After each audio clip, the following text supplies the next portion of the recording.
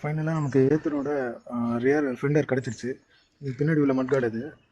என்னென்னா இந்த வண்டியில் வந்து வண்டி வாங்கினதுலேருந்தே வந்து லைட்டாக ஒரு ஷேக் இருந்துகிட்டே இருக்கும். இந்த ஷேக் என்ன ஆகுனா ஃபைனலாக இந்த இடத்துல பாருங்கள் ஒரு லாக் வருது.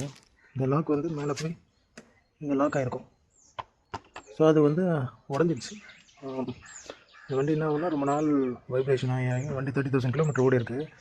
அது நார்மலாக அது 30,000 கிலோமீட்டர் நம்ம வைப்ரேட் ஆகி வந்துருச்சு, அது உடஞ்சிருச்சு அதுவே. ஸோ அதுக்கு நடுவில் ஒரு கார் கொண்டு வந்து விட்டான். ஸோ அது இடித்ததில் இந்த கிராக் வந்துருச்சு. ஸோ அதனால் எப்படி இருந்தாலும் சரி மாற்றிட்டு இது ஸ்பேர் வச்சுப்பா. எப்படின்னா இந்த கம்பெனியில் ஸ்பேர் வாங்குறது ரொம்ப கஷ்டம், ஸ்பேரே கிடைக்காது. ஸோ எப்படியோ கிடச்சிருச்சு. அதனால் இப்போ இந்த இடம் உடஞ்சனால தான் வந்து ரொம்ப ஆட ஆரம்பிச்சிருக்கு. வண்டி புதுசாக நீங்கள் வாங்கும் போதே இந்த இடத்துல வந்து ஏதாவது ஒரு ரப்பர் இந்த இடத்துல போட்டு லாக் பண்ணுங்கள். நானும் ரப்பர் போட்டு லாக் பண்ணி தான் வச்சுருந்தேன்.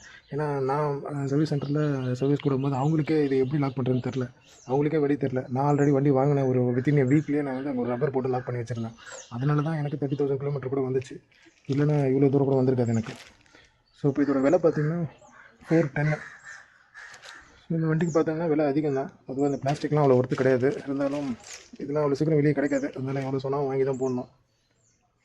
இது அடுத்த வீடியோவில் நம்ம ஃபுல்லாக ஃபிக்ஸ் பண்ணுறது எப்படின்னு பார்த்துருவோம்.